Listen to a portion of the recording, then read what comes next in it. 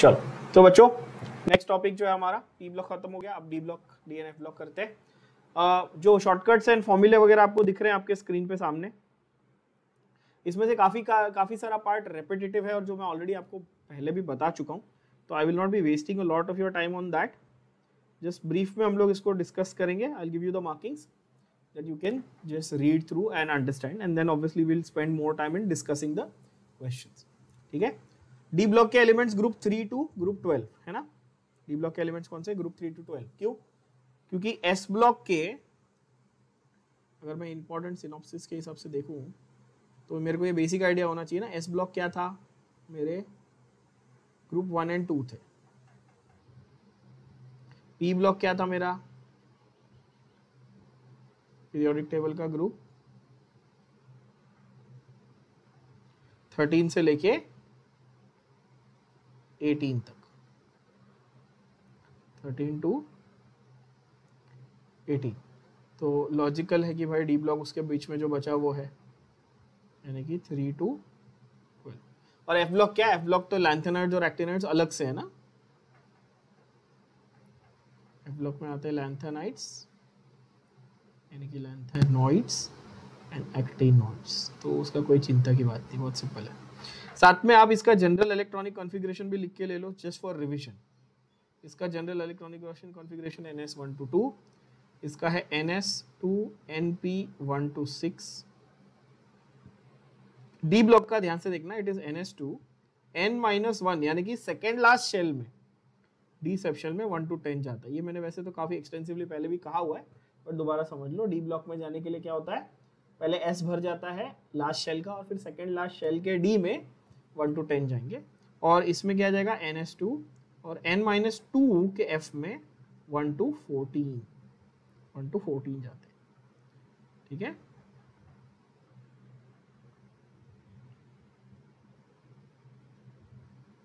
Okay. तो ये तो हो गया आपका basic idea of D block. सब में ट्रांजिशनल प्रॉपर्टीज होती है, यस। तो ये सब नॉनसेंस पॉइंट्स हैं, ये मतलब बहुत इजी पॉइंट्स हैं।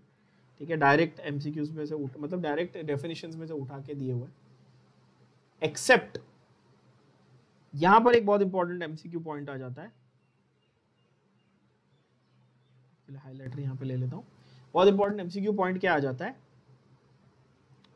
All transition elements are D block elements, but all D block elements are not transition metals. Zinc, cadmium, mercury, zinc, cadmium and mercury, mainly अगर आपके सिलेबस की मैं बात करूं, जिंक, कैडमियम और मर्क्यूरी, ये तीन ऐसे हैं जो आपके क्या बोलते हैं, कंप्लीटली फिल्ड डी ऑर्बिटल्स हैं। सो दैट इज व्हाई इनको ट्रांजिशन मेटल्स नहीं माना जाता। ध्यान से सुनना, इनको ट्रांजिशन मेटल्स नहीं माना जाता। मतलब कि ये डी ब्लॉक में तो आते हैं पर ट्रांजिशन मेटल्स में नहीं आते। कौन से? Zinc, cadmium, mercury and this CN में जनरली हम कंसिडर नहीं करते रेडियो एक्टिव है, copernicium, CN that is 112।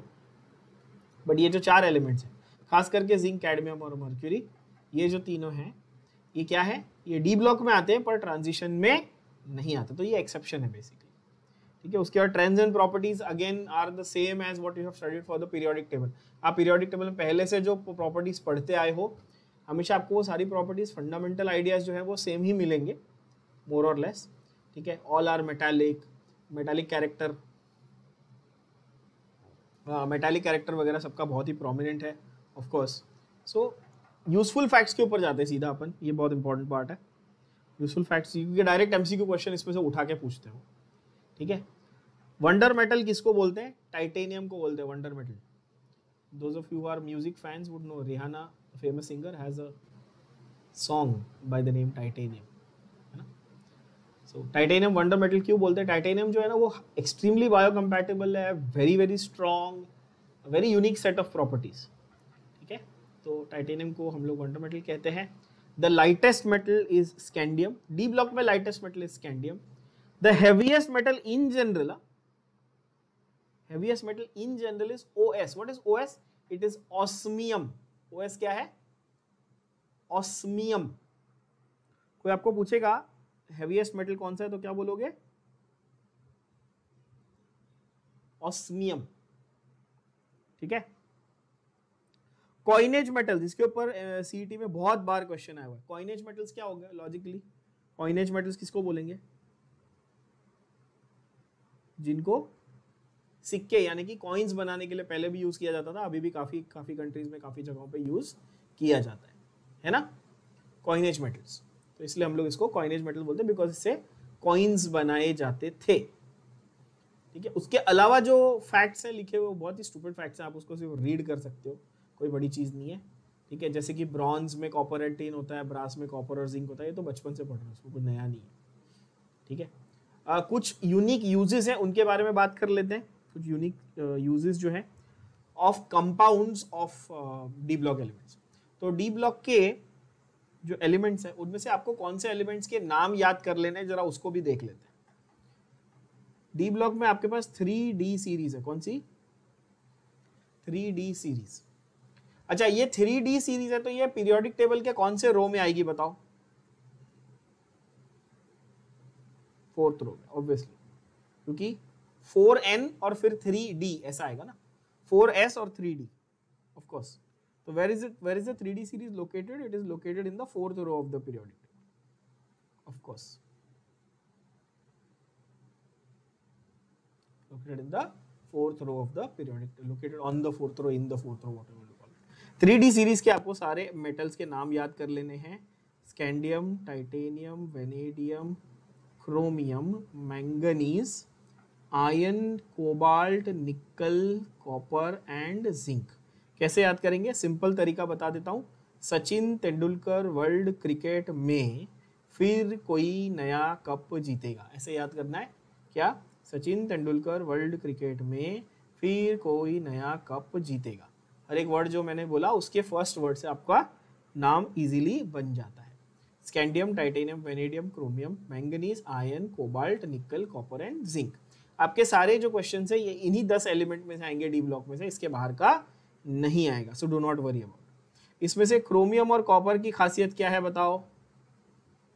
Chromium और कॉपर की खासियत क्या है? क्रोमियम और कॉपर की खासियत ये है कि इनका जो इलेक्ट्रॉनिक कॉन्फ़िगरेशन है वो 4s1 3d5 और 4s1 3d10 वाला, यानी कि अब नॉर्मल इलेक्ट्रॉनिक कॉन्फ़िगरेशन है, पहली बात। दूसरा चीज कि इनमें से कौन से वाले मेटल्स फेरस मेटल्स, कौन से वाले फेरस मेटल्स? तो फेरस, कोबाल्ट और निकल, ये तीनों जो है ना,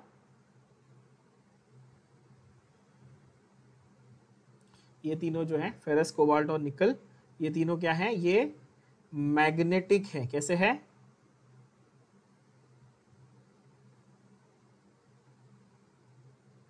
मैग्नेटिक। उसके पहले वाला मैंगनीज ज्यादा मैग्नेटिक नहीं होता और उसके बाद वाले कॉपर, जिंक भी ज्यादा मैग्नेटिक नहीं होते। बट आयरन, कोबाल्ट और निकल जो है ये कैसे हैं? ये मैग्नेटिक है, यानी कि फेरस मेटल्स है। क्या ये बात सबके भेजे में गई?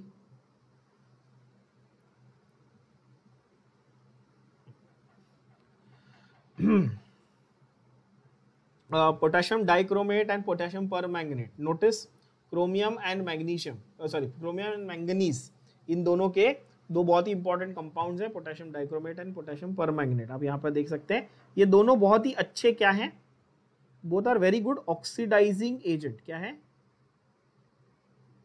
both are very good oxidizing agent obviously, but they are good oxidizing agent not in all media, they are good oxidizing agents in acidic medium generally।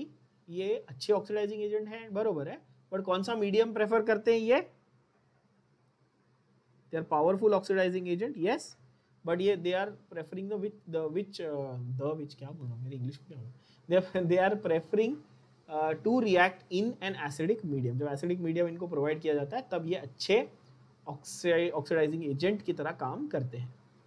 उसके बाद अगर आप इस पे देख लो, क्या बोलते हैं, यूजेस पे, तो यूजेस में बहुत ही इंपॉर्टेंट आपको कुछ बहुत ही टिपिकल यूजेस मिलेंगे, उनको आप मार्क करना क्योंकि वो डायरेक्ट एमसीक्यू में आए हुए हैं। जैसे कि Chrome tanning, leather industry, tanning of leather है ना, जैसे नॉर्मली फैब्रिक की पेंटिंग होती है या कलरिंग होती है, वैसे ही डाइंग होती है, वैसे लेदर की क्या होती है? टैनिंग होती है, टैनिंग, ठीक है। प्रिंटिंग एंड डाइंग इंडस्ट्री में भी यूज होता है, फोटोग्राफी में भी यूज होता है, क्या? Potassium dichromate.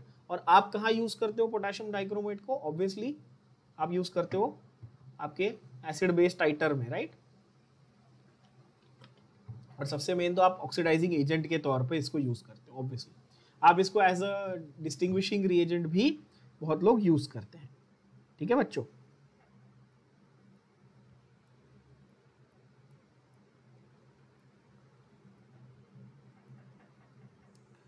Then you have, ये फैक्चुअल चीजें आपको याद करनी पड़ेंगी obviously.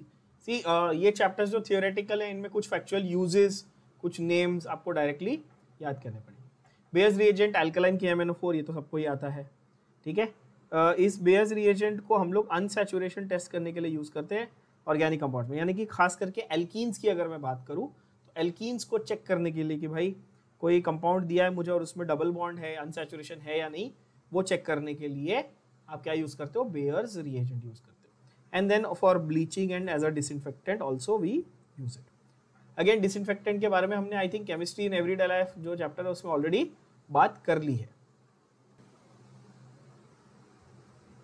Then we go to the obviously the F block elements.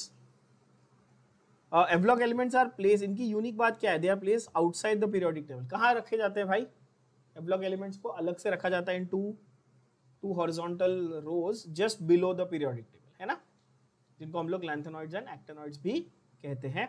Very very important, elements after uranium, what is the number of uranium, atomic number of uranium क्या है, uranium is number 92, uranium is number 92। 92 के बाद के जितने भी elements उनको हम लोग किस नाम से जानते हैं, ट्रांस यूरेनिक एलिमेंट्स के नाम से जानते हैं, ठीक है। बाकी फंडे काफी सिंपल हैं और ये हैं स्ट्रेट फॉरवर्ड हैं, जैसे कि ऑक्सीडेशन स्टेट लैंथेनॉइड हो या एक्टिनॉइड हो +3 रहेगा, सब के सब मेटल्स ही रहेंगे, है ना, सब हाईली रिएक्टिव हैं, उसमें से ज्यादातर रेडियो एक्टिव हैं वगैरह, दोज आर सिंपल वंस, ठीक है। अगेन यूजेस अगर हम देखें तो यूजेस कुछ यूनिक है, आपको याद करने पड़ेंगे। Alloys of misch metal and pyrophoric alloys कौन बनाता है, lanthanoids. Misch metal MISCH, can you see on your screen there, misch metal and pyrophoric alloys. Basically, these are metals that are used for specific purposes when it comes to either the building industry or aircraft industry and all that, ठीक है। और pyrophoric alloys मतलब कि जो heat क्या बोलते हैं, heat sustain करने के लिए या heat furnace वगैरह में यूज करने के लिए जो alloys यूज किए जाते हैं वो pyrophoric alloys होते हैं, ठीक है। तो वो भी specifically lanthanides यूज करके बनाए जाते हैं। Magnetic and electronic devices, again this is a very popular question, has been asked before in your MHCT exam, that is magnetic and electronic devices बनाने के लिए भी lanthanoids यूज किए जाते हैं। नेक्स्ट कुछ इंपॉर्टेंट है एक्टिनाइड्स के भी यूजेस, जैसे कि thorium THO2, thorium TH is thorium, that is number 90। Thorium का जो ऑक्साइड है वो incandescent gas metals and atomic, incandescent का मतलब समझते हो glowing gas metals and atomic reactors के लिए यूज किया जाता है। यूरेनियम सबको पता है, यूरेनियम वेरी फेमस है ना, use in the production of nuclear energy, everybody has seen the Netflix series Chernobyl. If you haven't, please go and watch it. It's beautiful. Uranium is also known as yellow cake. It's a very popular question. Many a times can be asked. Which of the following elements is used in the form of a yellow cake? नाम क्या है yellow cake का दूसरा नाम क्या है? Basically uranium है ना। और प्लूटोनियम, प्लूटोनियम तो सबको मालूम ही है, अगेन प्लूटोनियम बहुत ही कॉमन और पॉपुलर है। प्लूटोनियम जो है बहुत सारी इंग्लिश मूवीज, आप मिशन इम्पॉसिबल फिल्म जो थी उसमें न्यूक्लियर रिएक्टर से प्लूटोनियम वो भी दिखाया गया है। Even in one of the Batman films they have shown plutonium. So many the sci-fi movies they have shown directly plutonium जो है वो आर्क रिएक्टर्स में या न्यूक्लियर रिएक्टर्स में यूज होता है ना। आर्क रिएक्टर में पैलेडियम यूज होता है, वो टोनी स्टार्क के चेस्ट पीस में लगा हुआ ना अवेंजर्स में, पैलेडियम यूज होता है। बट हाँ, प्लूटोनियम न्यूक्लियर रिएक्टर्स में या एटॉमिक रिएक्टर्स में यूज होता है, ठीक है बच्चों। Now let's come directly jump to the questions and then we will solve the questions and we will discuss the concepts that are related to the solutions. I hope everybody is able to see the questions clearly on your screen. Question number 1, oxidation state of iron in Fe3O4 is, now the easiest question, this is technically not from D block, this is from redox देखा जाए तो। Oxygen we all know is -2 always. So suppose I say 3 iron plus 4 times of oxygen is equal to कितना overall charge कितना है 0. क्यों? क्योंकि molecule जो दिया वो न्यूट्रल दिया हुआ है. यस बच्चों. So 3Fe plus 4 into -2 is equal to 0. 3Fe is equal to 8. Obviously -8 और वो साइड गया तो Fe becomes 8/3. तो answer will be option A. Is that clear to all? Simple question. ठीक है, बहुत इजी, मतलब बचकान क्वेश्चन, इसमें डाउट नहीं आना चाहिए. Then what is the fuel for atomic pile? Answer is easy obvious, अभी बता दिया. एटॉमिक रिएक्टर के लिए फ्यूल क्या है? यूरेनियम. यूरेनियम 92 और 238 उसका एटॉमिक मास है. नंबर 92 है, 238. 235 वाला भी आता है, 235 वाला भी आता है. 235 यूरेनियम भी होता है और 238 उसका रेडियो एक्टिव, जो हाईली रेडियो एक्टिव आइसोटोप होता है, वो वाला भी यूज करते हैं. ठीक है. अगेन अगर आप में से कोई बिग बैंग थियरी देखता होगा शेल्डन कूपर वाला, तो उसमें भी ये बताया हुआ है. मेरे मूवी रेफरेंसेस खत्म ही नहीं होते, है ना. चलो नेक्स्ट देखते हैं. 2008 में आया हुआ क्वेश्चन है. Which of the following ions is colorless in its solution? Very important question, ध्यान से देखना. अब जो आपको वो कलरलेस बोलता है, तो बच्चों एक आपको मैं ट्रिक बता देता हूँ, आप वो ट्रिक को याद कर लेंगे तो आपको उस ट्रिक से सारे क्वेश्चन आपके सॉल्व कर जाएंगे. जब भी आपके डी सब शेल में या तो कंप्लीटली फिल्ड हो जाए या तो 0 हो जाए. क्या बोला मैंने? अगर कलरलेस पूछा है, कलरलेस के लिए आप हिंट क्या याद रखेंगे? D0 या तो D10. दोनों केस में ट्रांजिशन नहीं होगा. बोलो हाँ कि ना? डी में कुछ है ही नहीं या डी पूरा भरा हुआ है. दोनों केस में डी में क्या होगा? ट्रांजिशन नहीं होगा. और ट्रांजिशन नहीं होगा तो कलर नहीं आएगा.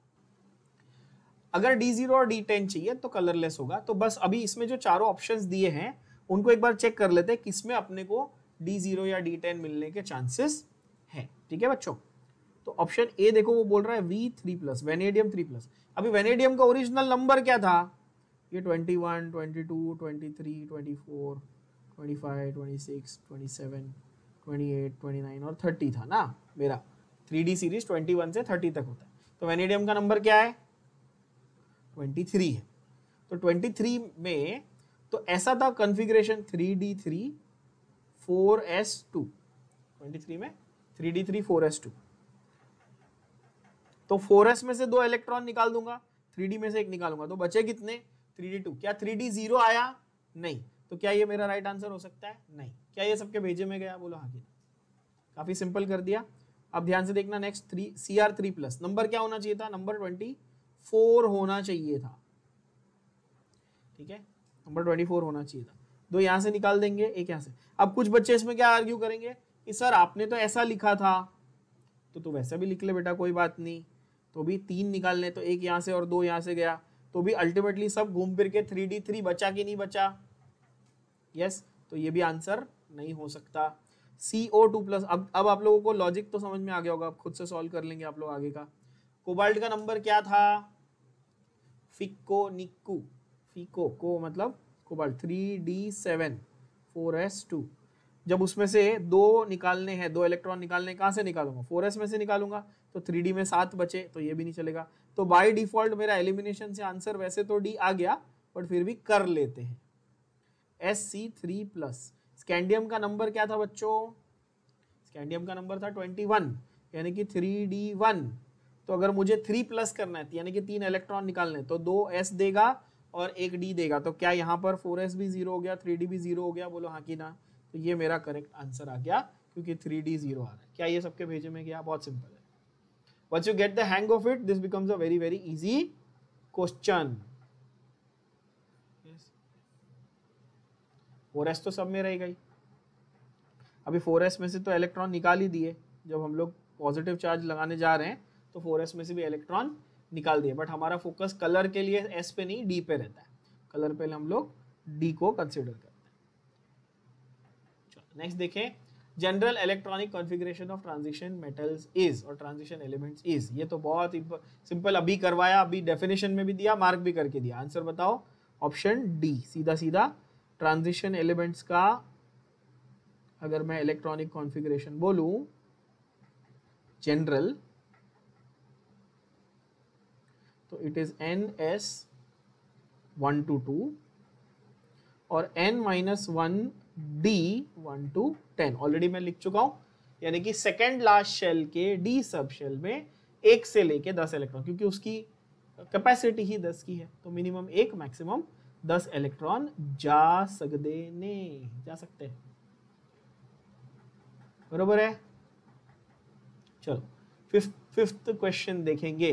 What is the point of difference और dissimilarity between lanthanides and actinides? Lanthanides and actinides के बीच में पॉइंट ऑफ डिफरेंस यानी कि पॉइंट ऑफ डिसिमिलैरिटी क्या है? तो मेजर डिसिमिलैरिटी क्या दिखता है? क्या ये दोनों +3 कॉमन ऑक्सीडेशन स्टेट दिखाते हैं? अभी मार्क करके दिया था थोड़ी देर पहले, दोनों ऑक्सीडेशन स्टेट +3 दिखाते हैं, बरोबर है। Both are called inner transition, ये भी सही है। इनके 3 outermost shell partially filled होते हैं, ये भी करेक्ट है।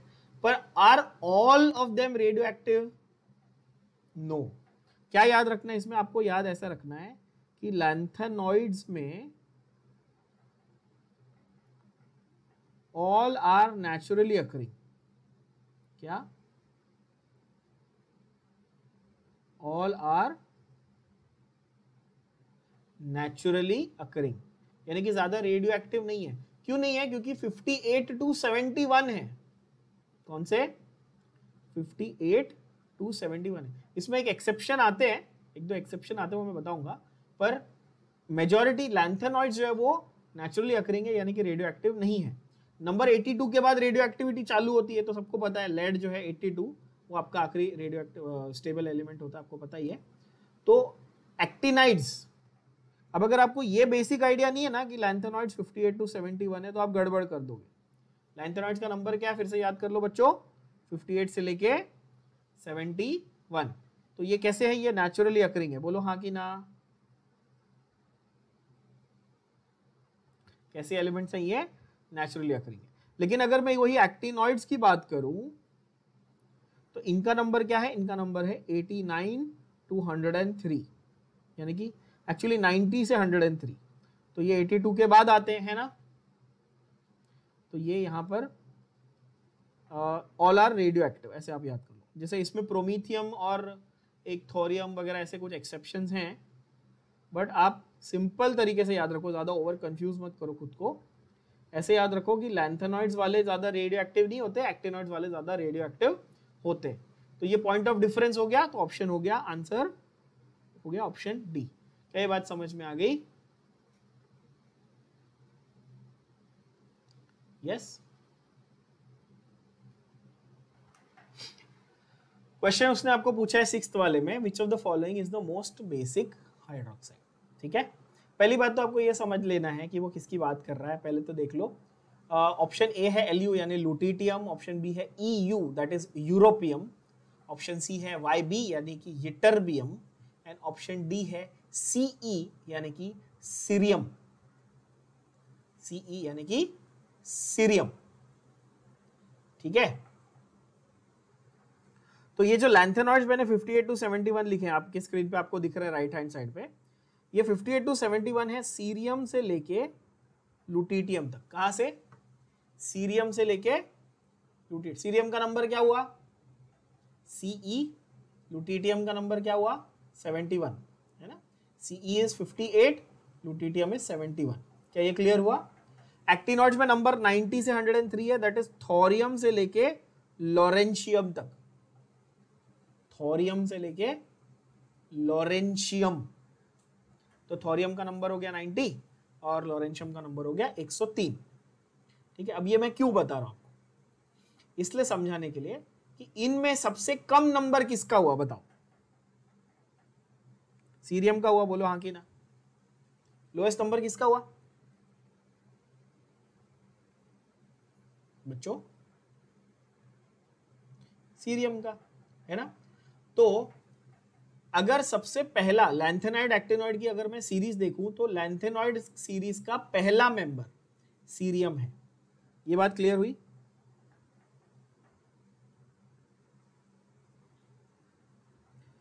ओके, इसके साथ एक नोट लिखेंगे, नोट से आपका आंसर बहुत ही एकदम अच्छे से क्लियर और अच्छे से आ जाएगा। 6 क्वेश्चन के साथ में एक नोट लिखेंगे। वो नोट ये बोलता है, इन इनर ट्रांजिशन सीरीज, यानी कि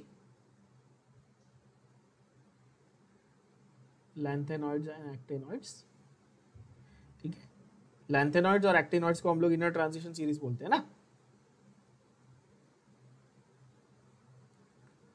लैंथेनॉइड कॉन्ट्रैक्शन इज सीन, क्या दिखता है? Is seen. What is lanthanoid contraction? That is size of M3 plus ion. अब आप बोलोगे M3 प्लस आयन कहां से आया सर? तो भाई ये मेटल है तो M, और इनका कॉमन ऑक्सीडेशन स्टेट +3 है, ऑलरेडी बताया पिछले क्वेश्चन में। तो M3 plus ion, right, goes on steadily decreasing, decrease हो रहा है मतलब साइज छोटी हो रही मतलब कॉन्ट्रैक्ट हो रही है, इसलिए इसको क्या बोला? लैंथेनॉइड कॉन्ट्रैक्शन बोला। क्या ये भेजे में गया? बोलो हाँ कि ना। यानी सीरियम से लेके लुटिटियम तक और थोरियम से लेके लॉरेंशियम तक क्या होगा? धीरे धीरे साइज जो है वो क्या होती जाएगी? कम होती जाएगी। इस फिनोमिनन को हम क्या बोलते हैं? लैंथेनॉइड कॉन्ट्रैक्शन बोलते हैं। क्या बोलते हैं? Lanthanoid contraction. तो साइज इसकी M3 की कम हो रही है। तो can you now be very sure and tell me कि सीरियम का जो आयन होगा वो सबसे बड़ा होगा, क्योंकि उसके बाद धीरे धीरे कम होते जाने वाला है सब कुछ। बोलो हाँ कि ना। सीरियम का आयन बड़ा होगा, यस और नो? तो सीरियम हमारा बड़ा है, और जैसे जैसे साइज इसकी कम होती जाती है तो बेसिक कैरेक्टर भी कम होता जाता है। क्या बोला मैंने? जैसे जैसे साइज कम होती है तो बेसिक कैरेक्टर क्या हो जाता है? कम हो जाता है। तो as size decreases basic character decreases. Question क्या पूछा है अभी पढ़ो। क्वेश्चन क्या पूछा है? मोस्ट बेसिक की लीस्ट बेसिक? Most basic. तो सबसे बड़ा वाला चाहिए कि सबसे छोटा वाला चाहिए? लॉजिक लगाओ और बताओ। सबसे बड़ा वाला आयन चाहिए, और सबसे बड़ा वाला आयन कौन सा है? सीरियम है कि लुटिटियम है? सीरियम, यानी कि ऑप्शन डी। क्या ये बात समझ में आई?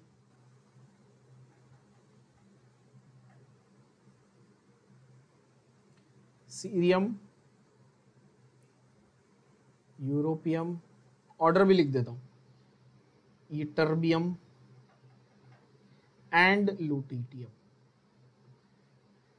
ठीक है। सीक्वेंस जो है सीरियम से लेके लुटिटियम, तो हाईएस्ट किसका है? सीरियम का, ऑब्वियसली। तो आंसर है ऑप्शन डी, यानी कि दिल्ली। 7th वाला क्वेश्चन बहुत ही सिंपल और इजी क्वेश्चन है। आपको नंबर याद अगर है तो आप इजीली 2 सेकंड में आंसर क्वेश्चन का आंसर दे सकते हो। 7th के मैं चारों ऑप्शन के आपको कॉन्फ़िगरेशन लिख के बताता हूँ, आपको आइडिया आ जाएगा कि कॉन्फ़िगरेशन किस तरह लिखना है। आप मुझे सिर्फ एटॉमिक नंबर भी बता पाए तो भी बस है। चलो, आयन, कॉपर, क्या है 7 का? कोबाल्ट, और लास्ट में क्या है? निकल, है ना बच्चों? यस।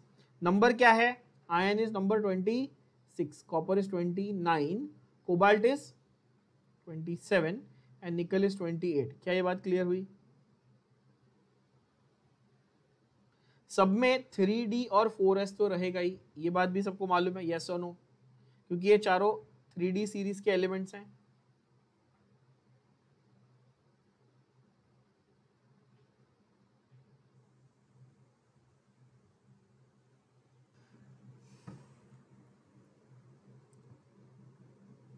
ऑफ कोर्स 4s2 तो रहेगा ही।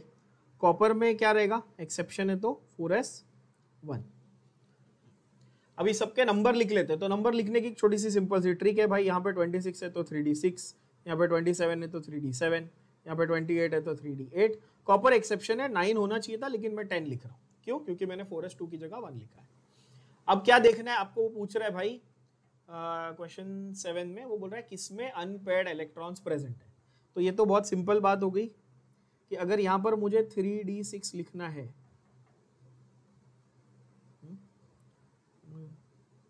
करेक्ट, तो इसमें 4 अनपेयर्ड हो जाएंगे अपने पास। कॉपर में क्या होंगे, सारे ही पेयर्ड हो जाएंगे क्योंकि भाई 3d10 है, सीधी बात है ये तो। सिर्फ डी की बात कर रहे हैं अपन, तो सिर्फ डी की बात करें। डी में वैसे कितने होते हैं सब शेल, मतलब ऑर्बिटल 5।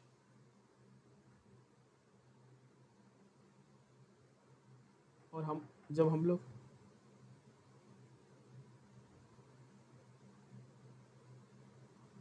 इसमें अगर इसमें हम लोग इन जनरल जो है, यहाँ पर चारों ऑप्शंस जो है वो डी ब्लॉक के हैं, तो हम लोग को सिर्फ डी का देखना है।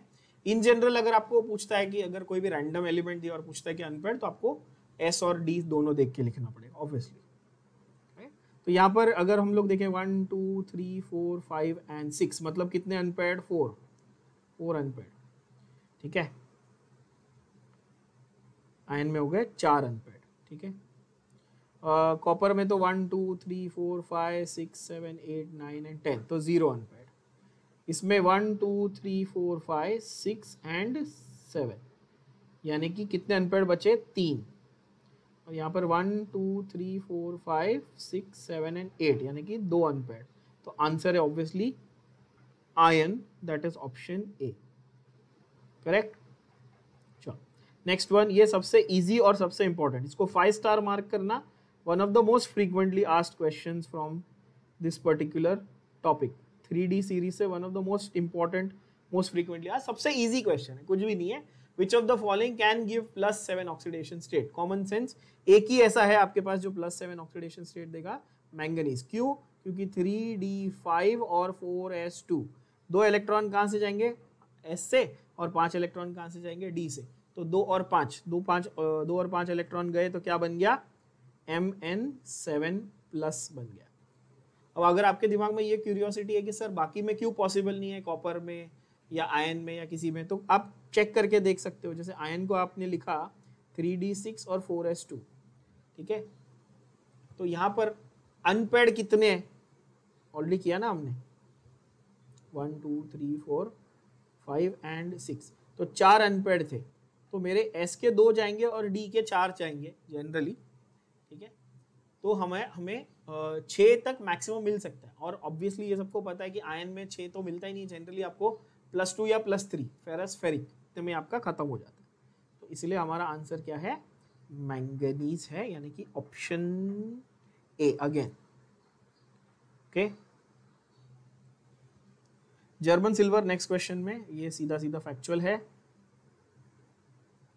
तो याद करना पड़ेगा। German silver is an alloy of,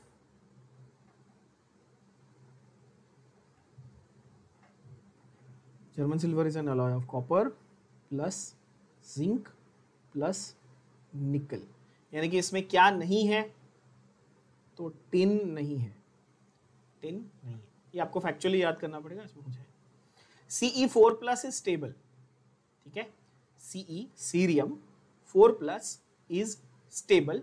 इसका रीजन क्या है, half fill D, all paired in D, empty orbital और फुल्ली फिल्ड डी ऑर्बिटल। चलो लेट्स सी Ce, ये भी हमने थियरी में वैसे किया हुआ है, बट यहाँ पर एक बार सॉल्व करके देखते हैं ध्यान से। सीरियम का मैंने नंबर क्या बताया था बच्चों आपको, 58। तो यहाँ पर इंटेलिजेंटली लिखना, देखो जब आपको बड़ा नंबर दिया जाए बच्चों, ये ट्रिक हमेशा यूज करना, बहुत सिंपल सी, ये ट्रिक भी नहीं बोल सकते, ये सिंपल तरीका है।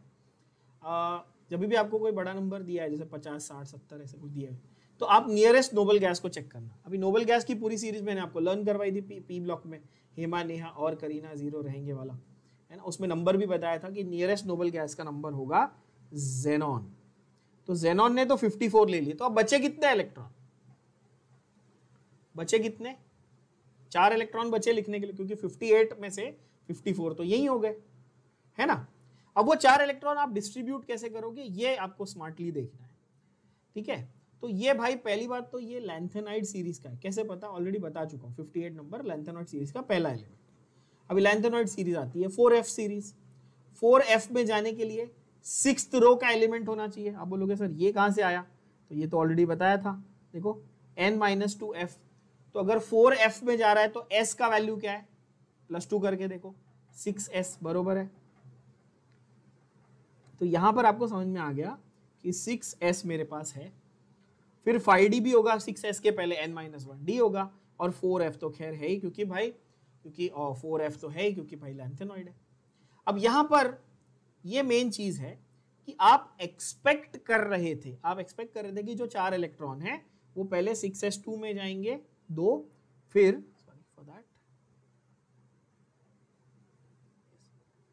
वो हिल गया था थोड़ा, सो 6s में 2 जाएंगे, 5d में 1 जाएगा और 4f में 1 जाएगा। ये एक्सपेक्टेड कॉन्फ़िगरेशन है। ये क्या है, ये एक्सपेक्टेड, जैसे कॉपर और क्रोमियम का था ना वैसे ही। पर what about actual configuration, actual में क्या होने वाला है, एक्चुअल में ये होगा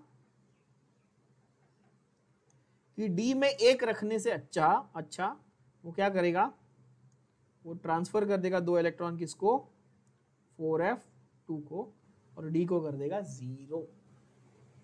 तो ये है एक्चुअली आपका ऑब्जर्व्ड कॉन्फ़िगरेशन। क्यों, क्योंकि 6s पूरा भरा हुआ है, d को एम्प्टी कर दिया ना, अगर 1 इलेक्ट्रॉन रखा उससे अच्छा 0 रख दो तो क्या होगा, उसकी स्टेबिलिटी बढ़ जाएगी। तो आंसर क्या आ गया, आप ऑप्शन देखो आप और आंसर बताओ, ऑप्शन सी, यानी कि एम्प्टी d ऑर्बिटल। क्या ये सबके भेजे में गया कॉन्फ़िगरेशन देख के?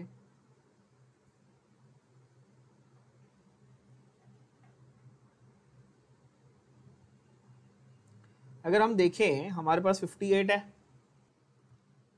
तो 54 हमने कर लिया, तो बाकी 4 का डिस्ट्रीब्यूशन हमने देखा, तो empty d orbital is the reason. तो आंसर आपका आ गया सीधा सीधा option C, right? Okay, next is TiI4। What is TiI4? Next 11th question देख लो, इट इज TiI4। इसका नाम है टाइटेनियम टेट्रा आयोडाइड। क्या नाम है? Titanium tetra iodide. नाम से मतलब ये तो फॉर्मूला देख के ही पता चल रहा है ना यार, ठीक है? टाइटेनियम टेट्रा आयोडाइड तो पता ही है सबको। इसके पहले एक मेटलर्जी नाम का चैप्टर मैंने आपको पढ़ाया था, और मैंने बोला था कि वो आपको पी ब्लॉक और डीएनएफ ब्लॉक में बहुत काम आने वाला है, याद होगा। तो मैंने उस चैप्टर को पढ़ाते वक्त, रिविजन करते वक्त, सिनॉप्सिस बताते वक्त ये कहा था आपको क्लियरली कि जर्कोनियम एंड टाइटेनियम ये 2 मेटल्स हैं which are purified by a method called van Arkel method. उसमें ना एक प्रीवियस ईयर क्वेश्चंस में सीईटी में क्वेश्चन आया, which of the following is purified by Mond's process? The answer there was nickel. And zirconium and titanium, ये 2 metal जो है ये वैन आर्केल मेथड से प्योरीफाई होते हैं। और ये प्योरिफिकेशन का मेथड क्या है पता है? TiI4 लो, उसको हीट करो अच्छे से, तो टाइटेनियम अलग हो जाएगा और आयोडीन अलग हो जाएगा। तो आंसर क्या आया बताओ? TiI4 will give you what? Option B. तो ये टाइटेनियम अलग हुआ, तो बेसिकली टाइटेनियम को एक्सट्रैक्ट करने के लिए हम ये मेथड यूज करते हैं। ये एक्स्ट्रा एक इन्फॉर्मेशन आप लिख के रख लेना, इसको हम लोग वैन आर्केल मेथड कहते हैं, ठीक है? ये एक्चुअली मेटलर्जी में आता है। Metallurgy officially is not part of your syllabus, but that was very useful, so I took one entire lecture for that, if you remember, ठीक है?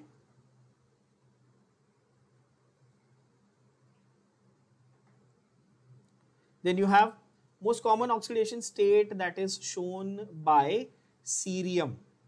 सीरियम क्या है? लैंथेनॉइड सीरीज का एलिमेंट है। यस बच्चों, तो लैंथेनॉइड सीरीज और actinoid series में कॉमन चीज क्या है? ये तो मैं अभी 4थी 5वीं बार रिपीट कर रहा हूँ पिछले आधे घंटे में, कि +3 ऑक्सीडेशन स्टेट तो दोनों दिखाते हैं। तो +3 तो ठीक है, मतलब ऑप्शन बी, सी और डी तीनों में +3 ऑप्शन तो है ही, करेक्ट बात है।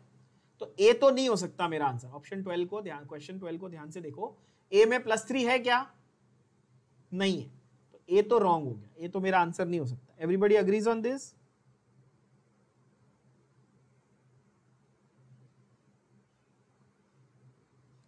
ए मेरा आंसर नहीं हो सकता। अब मेरे को बी, सी और डी में से चेक करना है, और ये चेक करने के लिए बहुत ही सिंपल सा तरीका है आपके पास, बहुत ही आसान सा तरीका है। अभी मैंने 2 मिनट पहले जो सीरियम की कॉन्फ़िगरेशन लिखी थी उसको आप समझ लो जरा। मैंने सीरियम की कॉन्फ़िगरेशन आपको किस तरह लिख के दी थी, तो मैंने जेनॉन, करेक्ट, जेनॉन हमने 54 लिखा और उसके बाद 4 इलेक्ट्रॉन कैसे लिखे थे, 4f1 5d, 4f2 लिखे थे एक्चुअली, मैं ऑब्जर्व वाला लिख देता हूँ, 4f2 5d नॉट या 0 और 6s।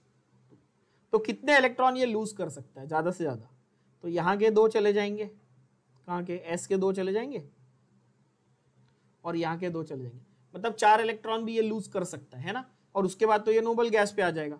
तो यानी कि +3 इसका ऑप्शन तो था ही, और +4 भी हो सकता है, बोलो बच्चों हाँ कि ना।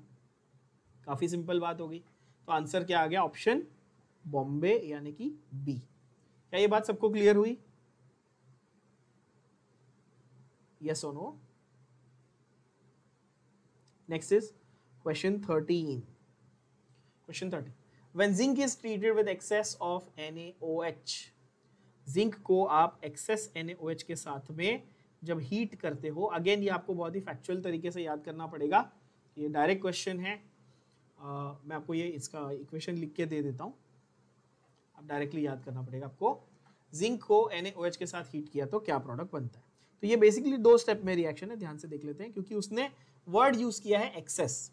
तो पहली बार जब रिएक्शन होता है तो अलग कुछ प्रोडक्ट बनता है, और सेकेंड टाइम जब आप उसको एक्सेस के हिसाब से करते हो तो आपका अलग प्रोडक्ट बनता है। बट अपन मेन जो है एक्सेस वाला वही लिख देंगे, एक रिएक्शन में काम हो जाएगा अपना। Zn + 2NaOH + 2H2O gives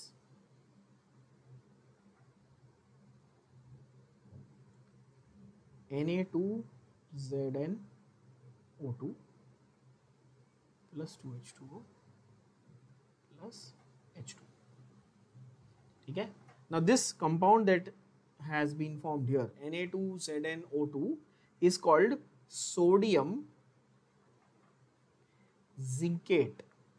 क्या नाम है इसका, सोडियम जिंकेट इसका नाम है। आपको डायरेक्टली ये फॉर्मूला लिख के प्रैक्टिस करके याद करना है, सोडियम जिंकेट। तो आंसर इज ऑप्शन सी।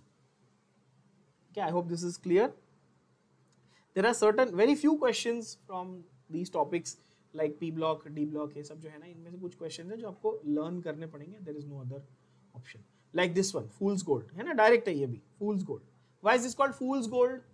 एक टाइम पे बहुत वैल्यूएबल हुआ करता था, लोग इसकी माइनिंग करने के लिए बहुत मारा मारी, लोग एक दूसरे का कत्ल करते थे, ठीक है, तो इसलिए। और बाद में पता चला कि इसकी कोई वैल्यू नहीं, क्योंकि ये तो लोहा है, लोखंड है, बट इसको गोल्ड की तरह वैल्यूएबल माना जाने लगा था। तो बेसिकली इसको फूल्स गोल्ड, है ना, जो गधे, जो बेवकूफ़ लोग हैं वो इसके पीछे भाग रहे थे, मर रहे थे, मार रहे थे, इसलिए इसको फूल्स गोल्ड कहा गया। ठीक है, ये भी फैक्चुअल है, आपको याद कर लेना है सीधा। Fool's gold is basically iron pyrites. क्या है, iron pyrites. Again you will realise here, मेरा जो मेटलर्जी वाला जो आपको लेक्चर मैंने लिया था वो काफ़ी आपको काम आएगा, क्योंकि आयरन पायराइट्स का मैंने वहाँ पे फॉर्मूला आपको बताया था, मार्क करके दिया था और कहा था लर्न करो। आयरन पायराइट्स क्या है, FeS2। और कॉपर पायराइट्स भी किए थे वैसे तो हमने वहाँ पे CuFeS2। तो FeS2 यानी कि fool's gold, that is iron pyrite, that is Bombay. Is that clear to all? 14 question is answer option B, Bombay, यानी कि iron pyrites, that is FeS2. Then you have which of the following species will show the maximum magnetic moment? 5-star question, बहुत ही प्यारा, बहुत ही अच्छा question, थोड़ा concept को test करेगा, है बड़ा इजी बट आने के बहुत ही हाई चांसेस। जब इस चैप्टर को रिवाइज कर रहे होगे तो जो ऑब्वियसली मैंने स्टार मार्क किए है या 5-स्टार मार्क किए, उनके ऊपर ज्यादा फोकस करके रिवाइज जरूर करना। मैग्नेटिक मोमेंट इनमें से किसका सबसे ज्यादा होगा, ये सवाल है। तो एक बहुत ही सिंपल सा फंडा समझ लेना इसमें, ठीक है। मैग्नेटिक मोमेंट यानी कि म्यू, मैग्नेटिक मोमेंट यानी कि म्यू का फॉर्मूला क्या है?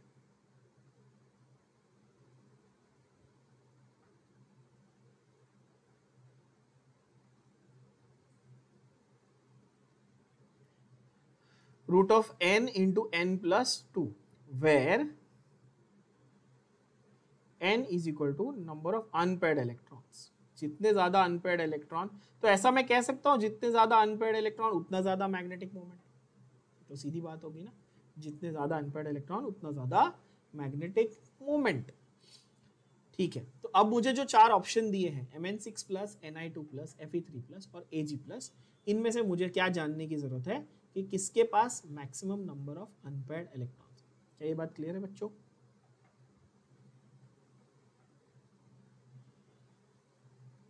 पहले हमें क्या जानना पड़ेगा? Atomic number. एटॉमिक नंबर तो आप लोगों को वैसे अभी रट गए होंगे, बट फिर भी एक बार लिख के प्रैक्टिस कर लेते। याद हो गए ना सबको? मैंगनीज 25, निकल 28, iron 26, silver, very interesting, silver का एटॉमिक नंबर क्या है? एटॉमिक मास सबको आता है 108, सबको मालूम है। एटॉमिक नंबर कई बच्चों को नहीं आता। एटॉमिक नंबर है 47। क्या नंबर है? 47, है ना? कॉन्फ़िगरेशन देख लो बच्चों, 3d5 4s2, ये वाला 3d8 4s2, ये वाला 3d6 4s2, और ये वाला, ये बहुत इंटरेस्टिंग है, 4d और 5s 1 और 10। Again it is similar to copper. जैसे कॉपर का 3d10 4s1 था, वैसे ही सिल्वर 4d10 5s1। क्या ये बात समझ में आई बच्चों? अच्छा, अब अगर मैं बोलूं कि मेरे को Mn6 प्लस चाहिए, क्या चाहिए? Mn6 प्लस चाहिए, तो यहां से 2 गए और यहां से 4 गए, तो कितने बचे? 3d1 बचा। बोलो हाँ कि ना? ऐसे लिखूं समझ में आएगा कि पूरा लिखूं वापस? ऐसे लिखो तो समझ में आ जाएगा आई गेस, है ना? अगर मुझे 6 इलेक्ट्रॉन निकालने हैं तो 2 और 4, मैंने मतलब टोटल 7 में से 6 निकाल दिए, 1 बच गया। Ni ऑप्शन क्या दिया मेरे को? निकल का कितना दिया? देखो Ni2 प्लस दिया बच्चों, तो कहां से निकालने हैं इलेक्ट्रॉन? मैंने यहां से 2, ठीक है, हाँ 4s में से निकालने, very good. Then you have ion. Ion का क्या दिया बच्चों? 3 प्लस दिया, तो मेरे को यहां से 2 इलेक्ट्रॉन निकालने, यहां से 1, मतलब कि 5, है ना? और यहां पे तो 8 का 8 ही बचा है, तो ठीक है। और लास्ट में Ag प्लस बोला है ना? Ag प्लस तो सिंपल ही है भाई, 3d। तो मुझे बताओ, यहां पर एक अनपेयर्ड है, इसके लिए n की वैल्यू कितनी है? 1। यहां पर जब 8 इलेक्ट्रॉन है तो अनपेयर्ड कितने? अनपेयर्ड कितने? 2। ये भी ऑलरेडी किया ना अभी प्रीवियस क्वेश्चन में। अनपेयर्ड कितने? 2। जिनको अभी भी नहीं समझा उनके लिए एक बार ये बना देता हूं, ये तो बोलोगे सर ने समझाया नहीं।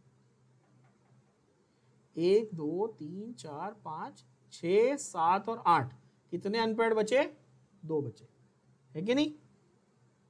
सिंपल है ना? n इक्वल टू 2, यहां पर n इक्वल टू 5 है और यहां पर n इक्वल टू 0 है, तो सबसे ज्यादा अनपेयर्ड इलेक्ट्रॉन किसके पास? आयन के पास। आंसर क्या आया? Option C. अच्छा, इसको थोड़ा सा ट्रिक से सॉल्व करना है, टाइम नहीं है। समझो सीईटी के एग्जाम में ये क्वेश्चन आ गया और आपको फिजिक्स में ज्यादा टाइम वेस्ट हो आपका और केमिस्ट्री में आप ये सॉल्व कर रहे हो, तो थोड़ा सा विद इन सेकेंड्स क्या दिमाग लगाएंगे? इन सब में से सबसे हाईली मैग्नेटिक कौन है बॉस? आयन। बस आंसर मार्क कर लो। अगर आपको कुछ सूझ नहीं रहा है, फॉर्मूला याद नहीं आ रहा, या आपके पास टाइम कम बचा है, ऐसे ही मार्क करना है, तो आंसर कम से कम मैग्नेटिक वर्ड देख के आयन मार्क करके आना। इतना तो कॉमन सेंस में आपसे एक्सपेक्ट कर सकता हूँ बच्चों, है ना? हाँ खैर, और एक इसमें ना टाइम पास वाला मेथड है। पब्लिक बोलती है कि वो म्यू का वैल्यू कैलकुलेट करो। काय को करने का? सिर्फ एन देख लेने का, जिसका एन ज्यादा उसका मैग्नेटिक मोमेंट ज्यादा। वैल्यू कैलकुलेट नहीं करना। ऑनलाइन जो प्रीवियस ईयर क्वेश्चन के सॉल्यूशन है उसमें वो लोग ने वैल्यू कैलकुलेट करके दिया, आपका टाइम वेस्ट है, वो मत करना, ठीक है? चलो नेक्स्ट क्वेश्चन देखें। Oxidation state of chromium. Oxidation state of chromium, chromium का ऑक्सीडेशन स्टेट इन K2Cr2O7। ये तो रेडॉक्स का चैप्टर का, आंख बंद करके आंसर आ जाएगा। K2Cr2O7 सबसे इजी तरीका कैसा हम लोग हर बार करते हैं? ऑक्सीजन का -2 इंटू 7 कितना हुआ? -40। पोटेशियम का +1 इंटू 2 कितना हुआ? +2। Overall +2 times of chromium -14 equal to 0। Equal to 0 क्यों? क्योंकि ऊपर कुछ भी चार्ज नहीं है। पोटेशियम 1 कैसा पता मेरे को? भाई ग्रुप 1 का एलिमेंट है। ऑक्सीजन -2 कैसे पता? ऑक्सीजन -2 होता है, ये रूल है एक्सेप्ट इन पेरोक्साइड, ये तो सबको मालूम होना चाहिए। तो आंसर आ जाएगा 2Cr equal to +12, So Cr equal to +6. Very easy, very simple question. Free के मार्क्स, फ्री के मार्क्स है, फोकट के मार्क्स है, ठीक है। देन 17th वाला, ये भी इंटरेस्टिंग क्वेश्चन है। 17th वाले के लिए एक छोटी सी ट्रिक बता रहा हूँ, याद कर लेना, बहुत काम आने वाली है। वैसे सॉलिड स्टेट चैप्टर सिखाते वक्त ये ट्रिक आप लोगों को मैंने पहले भी बताई है, but I am pretty sure आप में से ज्यादातर लोगों को याद नहीं होगी, है ना। चलो देखते हैं। हमने देखा, वो पूछ रहा है 17th में, विच of the following lanthanoids is diamagnetic. Diamagnetic हमने ये किया था, पैरामैग्नेटिक,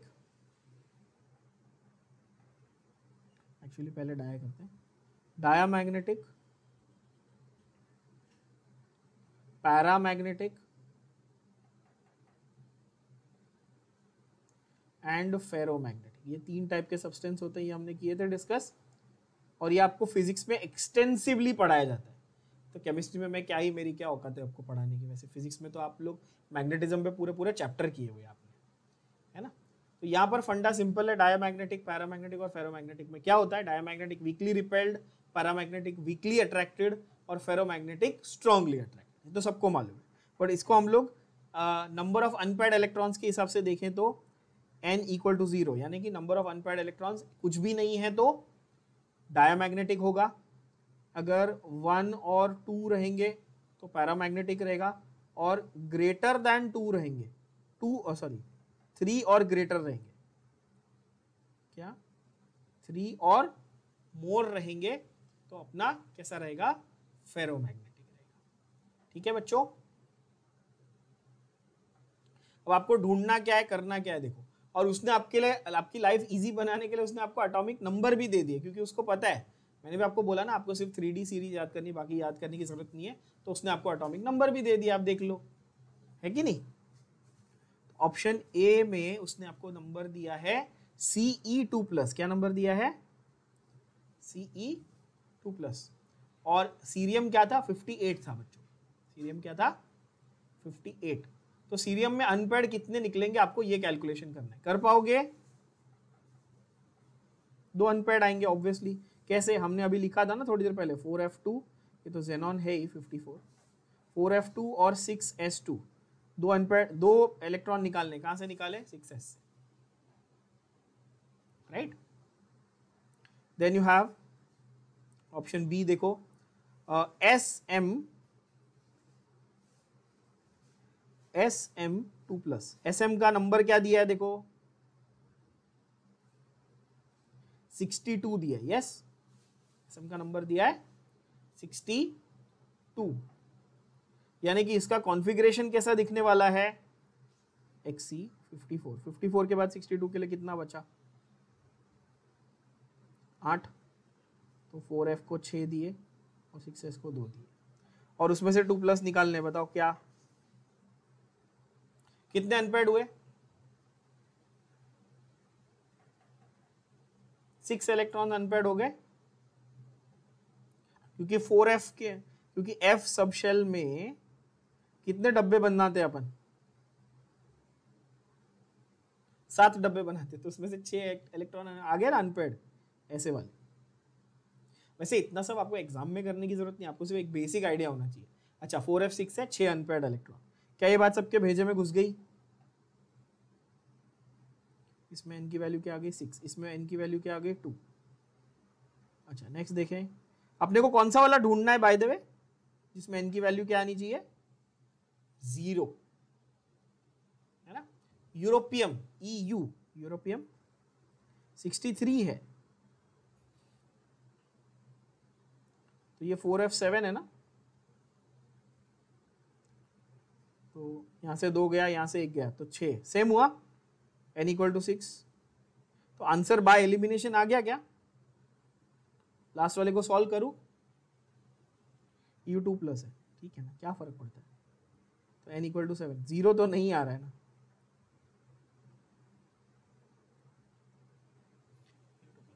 तो आंसर बाय एलिमिनेशन तो D आ गया, बट जस्ट बिकॉज मुझे आप लोगों को ये एक्सप्लेन करना है या प्रूव करना है, तो मैं आपको बता देता हूं। इटरबियम, YB का नाम क्या वैसे, इटरबियम, YTTERBIUM होता है, इटरबियम नाम होता है। खैर आपको वो कोई पूछने वाला नहीं है, इसका नंबर क्या दिया ये टर्बियम का आपको क्वेश्चन में नंबर क्या दिया है मेरे को भी याद नहीं है नंबर क्या है 70 हाँ 70 हाँ तो ये 54 6s2 4f कितना हुआ 14 यस 4f14 और ये टर्बियम का अगर मेरे को 2+ दे रहा है वो तो ऑब्वियसली ये 6s2 यहाँ से जाएगा 4f14 पूरा भरा हुआ है तो n की वैल्यू यानी कि अनपेयर्ड इलेक्ट्रॉन कितने हो गए 0 तो ये मेरा आंसर आ गया यानी कि option D is my correct answer. अगर आपको ये फंडा नहीं पता अभी तक बच्चों तो आपको ये क्वेश्चन सॉल्व करने में बहुत दिक्कत आएगी। ये फंडा नहीं पता तो अभी याद कर लो डायमैग्नेटिक कब बोलना है पैरामैग्नेटिक कब बोलना है और फेरोमैग्नेटिक कब बोलना है। Is that clear? इसलिए आयन को मैं फेरोमैग्नेटिक बोल सकता हूं क्या? ऑब्वियसली यस बिकॉज आयन में मेरे पास बहुत सारे अनपेयर्ड इलेक्ट्रॉन नेचुरली प्रेजेंट होते हैं 4 अनपेयर्ड इलेक्ट्रॉन नेचुरली होते हैं। यस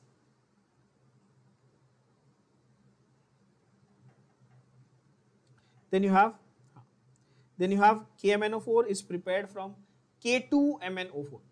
ये बहुत ही इंटरेस्टिंग चीज़ है ये एक्चुअली वैसे देखा जाए तो आपके सिलेबस में से डिलीटेड है तो I would encourage that you skip this particular question because इसके लिए मुझे आपको पूरे 4-5 स्टेप का वो रिएक्शन समझाना पड़ेगा और आपका टाइम वेस्ट होगा। मुझे आता है K2Cr2O7 एंड KMnO4 ये दोनों इंपॉर्टेंट कंपाउंड्स हैं वैसे बट उनकी प्रॉपर्टीज पे अपन फोकस करेंगे। मेथड ऑफ प्रिपरेशन पे फोकस मत करो बिकॉज आपके लिए इस बार डिलीटेड है। Still if you are curious to know you can ask me the doubt I will explain to you later no problem. ठीक है सॉरी आज क्या हुआ है इसको स्क्रीन थोड़ी वियर्ड हो गई है ना आज। I hope everybody is able to see this clearly still.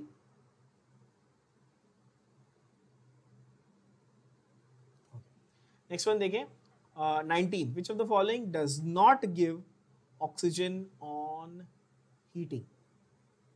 ये तो बहुत सिंपल क्वेश्चन है यार बहुत ही सिंपल क्वेश्चन।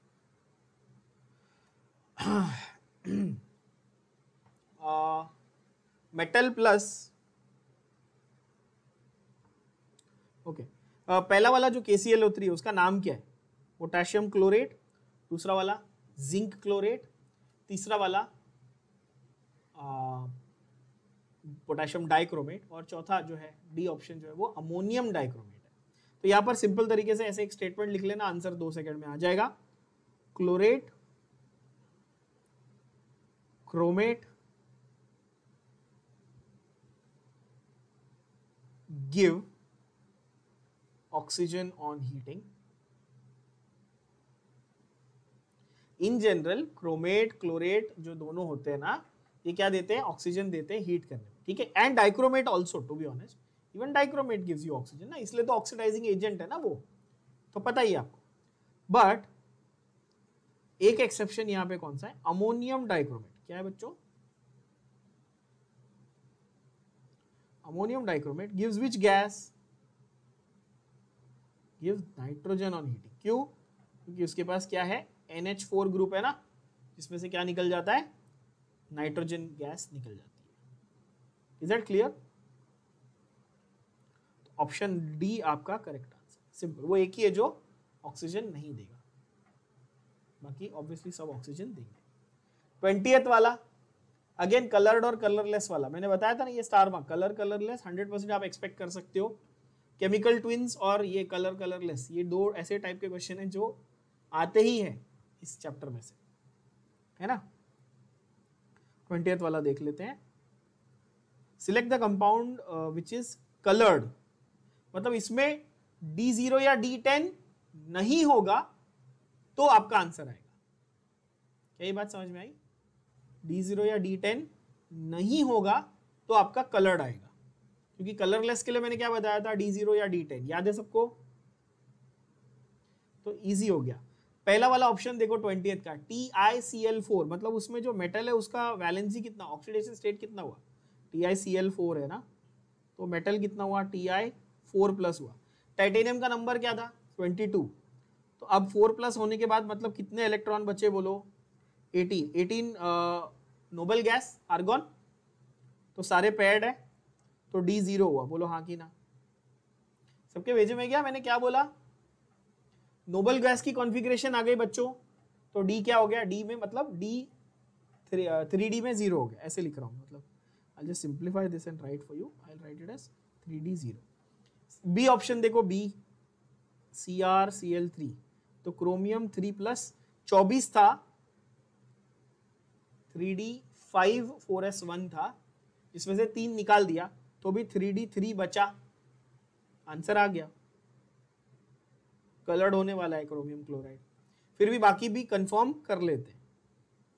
ZnCl मिसप्रिंट है, ZnCl2 होना चाहिए, है ना, ZnCl3 थोड़ी हो सकता, पागल लोग हैं।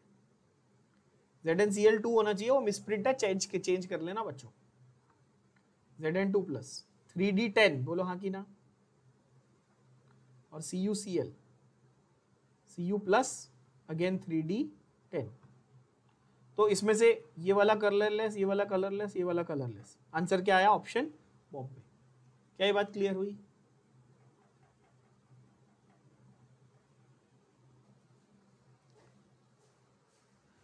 नेक्स्ट देखें, potassium dichromate is a good oxidising agent in acidic medium, the oxidation number of chromium changes by. ये बहुत ही स्ट्रेट फॉरवर्ड और सिंपल क्वेश्चन है। जब भी पोटेशियम डाइक्रोमेट आप यूज करते हो, ठीक है, पोटेशियम डाइक्रोमेट में original oxidation state of chromium क्या था, अभी थोड़ी देर पहले क्वेश्चन में हमने किया था, +6 था। ये हमेशा +6 से +3 में जाता है। क्यों? ये थोड़ी कॉमन सेंस की बात है, क्योंकि K2Cr2O7 2 क्रोमियम है, तो ये 1 क्रोमियम +6 वाला एक्चुअली 2 क्रोमियम +3 वाले दे देता है, ऐसा फंडा है, ठीक है, मतलब हर एक क्रोमियम के लिए तो टोटल 2 क्रोमियम +6 वाले थे हमारे पास, तो हमारे पास 4 क्रोमियम +3 वाले आ जाते हैं, ऐसा फंडा हो जाता है, ठीक है ना। नॉट 4 क्रोमियम टेक्निकली, मतलब ऑक्सीजन जब सेपरेट हो जाता है, तो आप नंबर पे फोकस मत करो, नहीं तो फालतू में कंफ्यूज हो जाओगे। आप सिंपल याद रखो, +6 से कहाँ जाता है, +3। अच्छा, ऐसा क्यों हो रहा है? ये इसका ऑक्सीडेशन स्टेट जो है वो रिड्यूस हो रहा है। क्यों? क्योंकि अच्छा ऑक्सीडाइजिंग एजेंट है, तो खुद क्या होगा, ये खुद रिड्यूस हो जाएगा, तो हुआ ना रिड्यूस, +6 से कहाँ गया, +3 गया। Yes, okay. The only radio active element, अभी मैंने थोड़ी देर पहले ये कहा भी था आपको, जो एक्सेप्शंस मैंने क्या बताए थे, लैंथेनॉइड्स में सारे नेचुरली अकरिंग होते हैं, लिख के भी दिया इनफैक्ट, अभी ऊपर एक क्वेश्चन में लिखा ना मैंने, लैंथेनॉइड्स में सारे नेचुरली अकरिंग होते हैं, यस। और मैंने कहा इसमें एक्सेप्शन है जो अभी हम लोग पढ़ेंगे, एक्सेप्शन इज प्रोमीथियम। कौन सा है? प्रोमीथियम। आंसर क्या है 22 का? डायरेक्ट आंसर आएगा 22 का ऑप्शन 21 वाज बॉम्बे,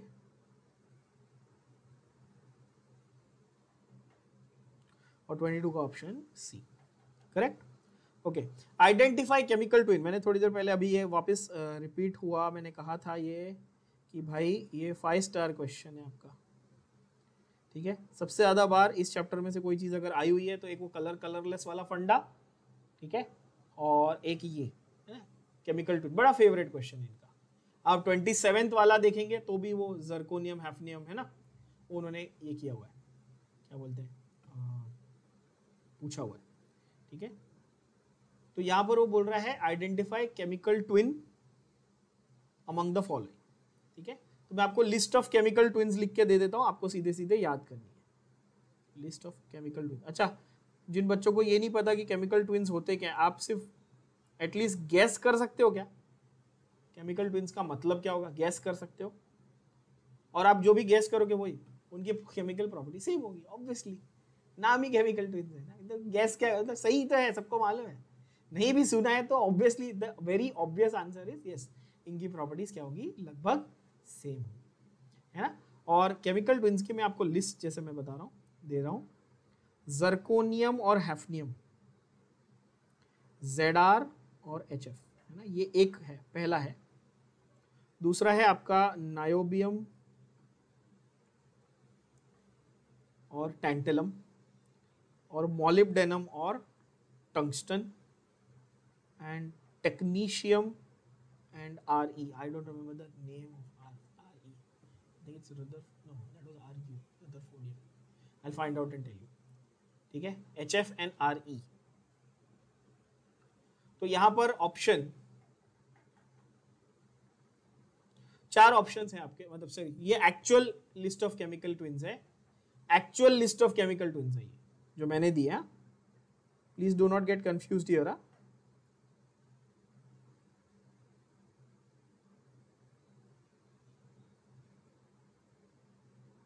ये लिस्ट ऑफ केमिकल ट्विन। अब आपको ऑप्शन वो क्वेश्चन में बोल रहा है इनमें से कौन से केमिकल ट्विन है उसको ढूंढो, तो आंसर है option Delhi D, that is NB and TA। ठीक है, बाकी वो लोग ने गलत पेयरिंग की है ना, HF के साथ क्या जाना चाहिए था, जर्कोनियम जाना चाहिए था, ZR के साथ HF जाना चाहिए था, और NB के साथ में TA जाना चाहिए था, वो लोग ने TC लिखा, टेक्नीशियन लिखा, वो रॉन्ग है। तो option Delhi D is the correct answer. ये आपको सीधा सीधा लर्न करना पड़ेगा, इसमें दूसरा कोई ऑप्शन नहीं है। 24th देखें, what is the general formula of the product obtained on heating lanthanides with sulfur?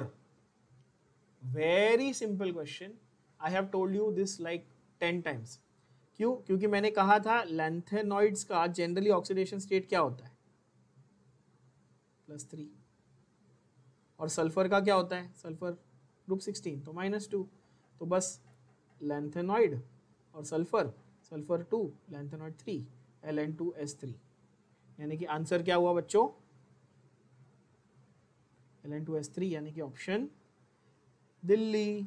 बोलो हाँ कि ना, मतलब आंख बंद करके आंसर आएगा, मतलब भोंदू से भोंदू बच्चा भी ये तो लिख ही पाएगा। क्यों? क्योंकि भाई इतनी बार बोल दिया है कि भाई +3 तो इसका ऑक्सीडेशन स्टेट होता ही है, तो +3 सल्फर का 2, सल्फर का 2 कैसे पता, पी ब्लॉक में ग्रुप 16 में करवाया है ना, ऑक्सीजन की फैमिली को बिलोंग करता है ना सल्फर।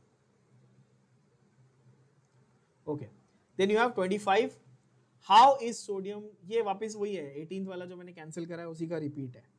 ठीक है, तो इसको भी कैंसिल कर दो आप।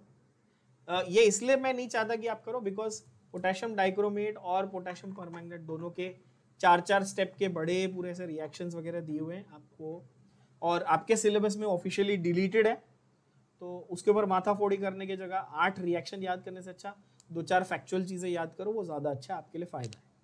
ठीक है, as I mentioned, if you are curious to know I will teach you, मेरा काम है, मैं तो हर साल पढ़ाता हूँ। ठीक है, तो यहाँ 25 तक कंप्लीट करते हैं इस सेशन में, बाकी के क्वेश्चंस नेक्स्ट सेशन में अपन इसके कंप्लीट करें।